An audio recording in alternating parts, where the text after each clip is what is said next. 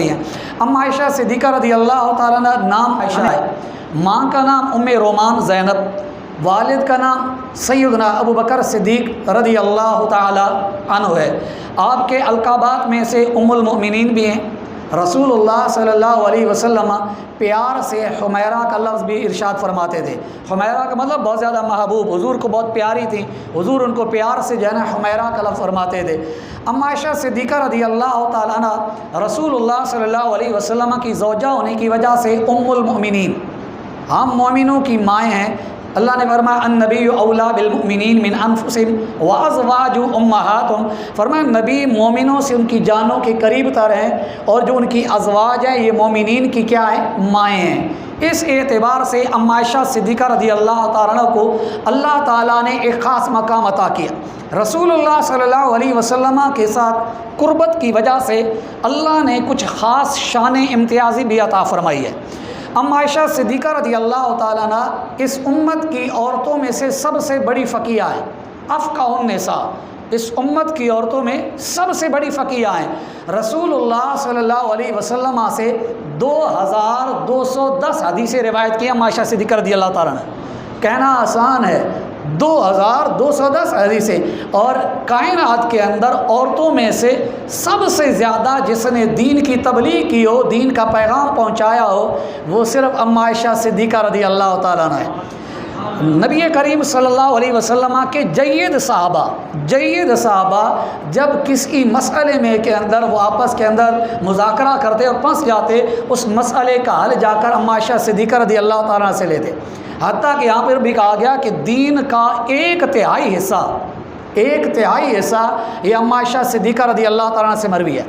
امام بخاری، امام مسلم علیہ الرحمٰن نے جو اکٹھی روایات کی ہیں، 174 روایتیں ہیں جو عائشہ صدیقہ رضی اللہ تعالیٰ عنہ سے امام بخاری اور امام مسلم نے روایت کر کے متفقون علیہ ہیں، جن میں سے 54 جو ہے وہ روایات الگ ہیں جن کو صرف امام بخاری نے نقل کیا، امام مسلم نے نہیں۔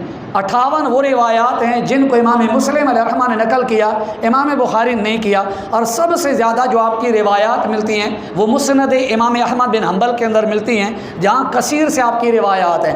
اب کثرت روایت کے اعتبار سے بھی، میرے لفظ سنیے گا، اس اعتبار سے بھی یوں نہیں کہ یہ ہی ہے، تاکہ کوئی یہ نہ کہے کہ صرف وجہ یہ ہے، نہیں، یہ ایک وجہ ہے اور وجوہات بہت زیادہ ہیں۔ اس اعتبار سے بھی یہ آپ کی شان ہے۔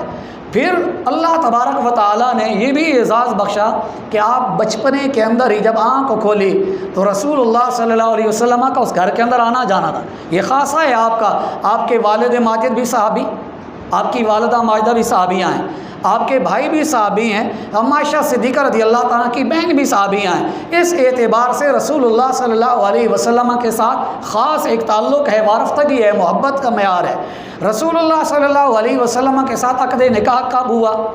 روایات مختلف، 6 سال کی عمر بھی، 7 سال کی عمر بھی بیان کی جاتی ہے۔ رخصتی کے اندر 8 سال 5 ماہ کا قول بھی ہے، اور 9 سال کا قول بھی ہے کہ اتنی عمر کے اندر عائشہ صدیقہ رضی اللہ تعالیٰ عنہ کی رخصتی ہوئی۔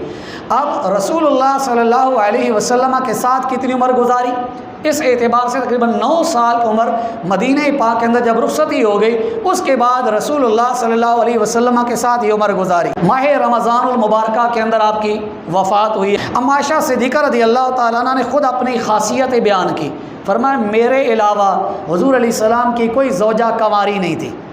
فرماتی ہیں میں وہ تھی جن کے نکاح کا پیغام جبریل امین لے کر آئے۔ میرے نکاح سے پہلے جبریل امین علیہ الصلاۃ والتسلیم حضور علیہ الصلاۃ والسلام کا میری تصویر لے کر آتے، اور آ کر جبریل امین یہ کہتے یا رسول اللہ صلی اللہ علیہ وسلم یہ آپ کی زوجہ ہیں، اللہ تبارک و تعالیٰ آپ کا نکاح ان کے ساتھ کرے گا۔ یہ خاصہ ہے عائشہ صدیقہ رضی اللہ تعالیٰ کا۔ پھر فرماتے ہیں یہ بھی فضیلت مجھے حاصل ہے کہ میرے علاوہ کسی کے بستر کے اندر رسول اللہ صلی اللہ علیہ وسلم کو وحی نہیں آئی۔ نزول قرآن وہی ہے نا، یہ خاصہ ان کا ہے۔ جبریل امین نے جن کو آ کر سلام کیا ہے عائشہ صدیقہ رضی اللہ تعالیٰ عنہ، جبریل امین نے آ کر سلام کیا۔ پھر اما عائشہ صدیقہ رضی اللہ تعالیٰ عنہ کو یہ خصوصیت حاصل ہے کہ رسول اللہ صلی اللہ علیہ وسلم آخری ایام کے اندر بھی حضور علیہ السلام یہ فرمایا کرتے تھے آج کس کی باری ہے، کل کس کی باری ہوگی۔ یہ صحیح محبت کے اندر تھا کہ عائشہ صدیقہ رضی اللہ تعالیٰ کی باری کب ہوگی۔ یہاں تک حضور علیہ السلام نے اپنی ازواج سے فرمایا کہ علالت کے ایام ہیں، اگر آپ لوگوں کی اجازت ہو تو ان ایام کے اندر علالت میں ہر ایک کی باری میں جانا مشکل ہے تو میں عائشہ صدیقہ رضی اللہ تعالیٰ کے پاس ہی چلا جاؤں۔ یہ بھی پھر امتیازی حیثیت ہے کہ رسول اللہ صلی اللہ علیہ وسلم نے صرف آخری ایام نہیں گزارے، حضور علیہ الصلوۃ والسلام کے شکم اطہر کے اندر جو آخری چیز پہنچی وہ لعاب عائشہ صدیقہ رضی اللہ تعالیٰ عنہ ہے۔ ہم عائشہ صدیقہ رضی اللہ تعالیٰ فرماتی ہیں کہ حضور علیہ الصلوۃ والسلام علالت کے اندر تھے، میرے بھائی عبد الرحمن بن ابی بکر آئے، ان کے پاس مسواک تھی، رسول اللہ صلی اللہ علیہ وسلم نے اشارہ کیا، مجھے یوں لگا جیسے حضور کو مسواک کی حاجت ہو، میں نے اشارہ سمجھا، میں نے عرض کی کہ مسواک کی حاجت، حضور علیہ السلام نے اشارہ کیا، میں نے اپنے منہ میں مسواک ڈال کر چبا کر نرم کر کے محبوب کریم علیہ السلام کو مسواک دی، حضور علیہ السلام نے وہ مسواک فرمائی، یوں آخری چیز جو میرے محبوب کریم علیہ السلام کے شکم اطہر کے اندر پہنچی وہ لعاب عائشہ صدیقہ رضی اللہ تعالیٰ عنہ۔ پھر آپ فرماتی یہ بھی میری خصوصیت ہے، حضور علیہ الصلوۃ والسلام نے جب انتقال فرمایا وہ گھر بھی میرا تھا، گود میری تھی، حضور میرے سینے اور میری گردن کے درمیان کے اندر سر مبارکہ رکھ کر حضور علیہ الصلوۃ والسلام نے دنیا کو الوداع کہہ دیا۔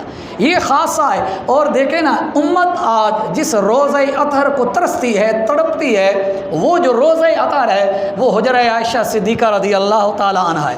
یہ میں نے کچھ خاصے آپ کو بتائے، کچھ امتیازی حیثیت بیان کی۔ دیکھیں ان میں سے یہ بھی تو چیز ہے کہ دیکھیں حضرت یوسف علیہ الصلوۃ والسلام پر جب اعتراض ہوا تو اللہ تبارک و تعالیٰ نے جو جواب تھا وہ اس دور کے اندر ایک بچہ جو پنگوڑی کے اندر تھا اس سے دلوایا گیا۔ حضرت عیسیٰ علیہ الصلوۃ والسلام کی والدہ مائدہ پر جب اعتراض ہوئے جواب حضرت عیسیٰ علیہ الصلوۃ والسلام نے دیا۔ حضرت موسیٰ علیہ الصلوۃ والسلام پر جب قوم نے اعتراض کیے تو جواب جو براءت کا اظہار تھا وہ ایک پتھر کے ذریعے کروایا گیا۔ لیکن میرے محبوب کریم علیہ السلام کی شان تو وراء الورا ہے، حضور کی شان، عزت، عظمت، قدر و منزلت وراء الورا ہے۔ حضور کے ساتھ نسبت ہو گئی کیونکہ حضور کے گھر میں آ گئیں۔ اللہ تعالیٰ نے جب اما عائشہ صدیقہ رضی اللہ تعالیٰ پر منافقین نے اعتراض کیے، اللہ تبارک و تعالیٰ نے جواب خود دیا، اور جواب کے اندر یہ بھی سلسلہ ہو سکتا تھا کہ محبوب کریم علیہ الصلوۃ والسلام کو وحی کی صورت میں ہو جاتا کہ آپ اعلان کر دیں، الہام خواب کی کیفیت میں ہو جاتا، اسباب میں سے کوئی اور سبب ہو جاتا، لیکن اللہ تبارک و تعالیٰ نے قرآن کی آیتیں بنا دی کہ قیامت تک قاری جب قرآن کی قرات کرے گا رب کا کلام بھی پڑھے گا، اما عائشہ صدیقہ کی عظمت کا پرچار بھی کرے گا۔ اب جو قرآن کو مانتا ہے، جو قرآن کو تسلیم کرتا ہے، اعتقاد رکھتا ہے، اور رکھنا ضروری ہے کیونکہ مسلمان کی علامت ہے، مسلمان ہے ہی وہ جو قرآن کے ایک ایک حرف پر اعتبار رکھے، اعتقاد رکھے، اس کے ایک ایک معنی پر اعتقاد یقین رکھے، اگر نہیں تو وہ مسلمان ہی نہیں۔ جو مسلمان ہوگا اس کو اما عائشہ صدیقہ رضی اللہ تعالیٰ کی براءت کا یقین کرنا پڑے گا، کیونکہ مسلمانی کی شرط ہے کہ قرآن میں جو ہے اس پر یقین کرے، اور ایک آیت بھی کافی تھی، 10 آیتیں تو متصل ہیں سورہ نور کے اندر 18ویں پارے کے اندر، ان الذین جاؤوا بالافک عصبۃ منکم لا تحسبوا شرا لکم، یہ پورا رکوع ہے آگے، اور اللہ تبارک و تعالیٰ نے یہاں مسلمانوں سے فرمایا کہ تمہیں کیا چاہیے تھا، لولا اذ سمعتموہ ظن المؤمنون والمؤمنات بانفسہم خیرا وقالوا ھذا افک مبین۔ اللہ اس دور میں مسلمانوں سے خطاب کرے، مسلمانوں جب تہمت لگائی گئی تمہارا کام بنتا تھا تم یہ کہتے یہ بہتان باندھا گیا ہے، تمہیں چاہیے تھا یہ کام، اللہ تعالیٰ اس پر متنبع کر رہا ہے، یہ کام کیوں نہیں کیا، یہ کرنا چاہیے تھا۔ یہ اما عائشہ صدیقہ رضی اللہ تعالیٰ کی براءت کا رب اعلان کر کے بتا رہا ہے کہ میرے محبوب کی شان اتنی ہے جو میرے محبوب کے گھر میں آ جائے میں اس کو بھی عزتوں کا تاج پہنا دیتا ہوں۔ سمجھ میں؟ اس اعتبار سے آپ کی براءت کا یقین نصوص قطعیہ سے، تو یہ بھی آپ کا خاصہ ہے اور کسی کا خاصہ نہیں ہے۔